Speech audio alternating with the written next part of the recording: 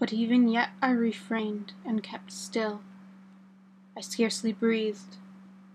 I held the lantern motionless. I tried how steadily I could maintain the ray upon the eye. Meantime the hellish tattoo of the heart increased. It grew quicker and quicker, and louder every instant. The old man's terror must have been extreme. It grew louder, I say, louder every moment. Do you mark me well? I have told you that I am nervous. So I am. And now in the dead hour of the night, amid the dreadful silence of that old house, so strange a noise as this excited me to uncontrollable terror. Yet for some minutes longer I refrained and stood still. But the beating grew louder, louder. I thought the heart must burst. And now a new anxiety seized me. The sound would be heard by a neighbor. The old man's hour had come. With a loud yell I threw open the lantern and leapt into the room. He shrieked once only. In an instant I dragged him to the floor and pulled the heavy bed over him. I then smiled gaily to find the deed so far done, but for many minutes the heart beat on with a muffled sound. This, however, did not vex me. It would not be heard through the wall. At length it ceased. The old man was dead. I removed the bed and examined the corpse. Yes, he was stone dead. I placed my hand upon the heart and held it there many minutes. There was no pulsation. He was stone dead. His eye would trouble me no more. If still you think me mad, you will think so no longer when I describe the wise precautions I took for the concealment of the body.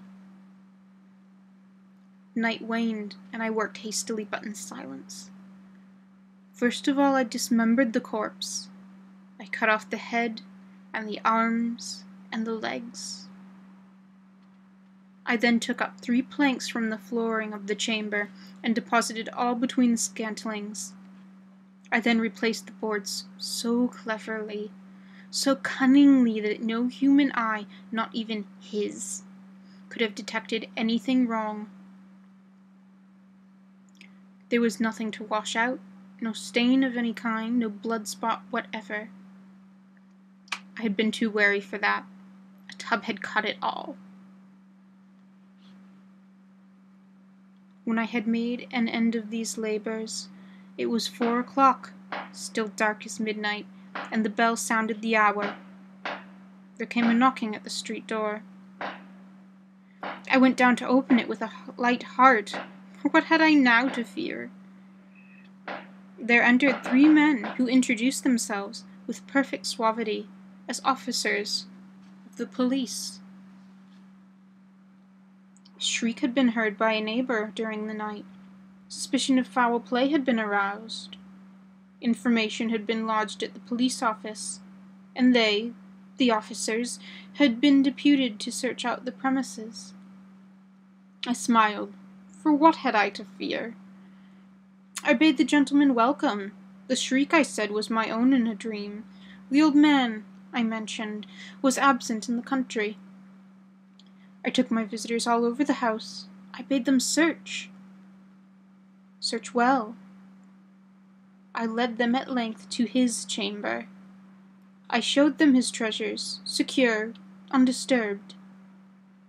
In the enthusiasm of my confidence, I brought chairs into the room, and desired them here to rest from their fatigues, while I myself, in the wild audacity of my perfect triumph, placed my own seat upon the very spot beneath which reposed the corpse of the victim. The officers were satisfied. My manner had convinced them. I was singularly at ease. They sat, and while I answered cheerily, they chatted familiar things. But ere long I felt myself getting pale and wished them gone. My head ached, and I fancied a ringing in my ears, but still they sat, and still chatted. The ringing became more distinct. It continued and became more distinct. I talked more freely to get rid of the feeling, but it continued and gained definitiveness until, at length, I found that the noise was not within my ears. No doubt I grew now very pale, but I talked more fluently and with a heightened voice, yet the sound increased, and what could I do? It was a low, dull, quick sound, not such a sound as a watch makes when enveloped in cotton. I gasped for breath, and yet the officers heard it not. I talked more quickly, more vehemently, but the noise steadily increased. I rose and argued about trifles in a high key and with violent gesticulations, but the noise steadily increased. Why would they not be gone? I paced the floor to and fro with heavy strides, as if excited to fury by the observation of the men, but the noises steadily increased. Oh God, what could I do? I foamed, I raved, I swore. I swung the chair upon which I had been sitting and grated it upon the boards, but the noise arose over all and continually increased. It grew louder, louder, louder, and still the men chatted pleasantly and smiled. Was it possible they heard not? Almighty God, no, no, they heard.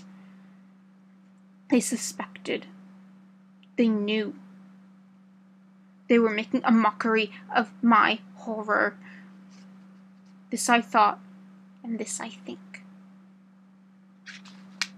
But anything was better than this agony. Anything was more tolerable than this derision.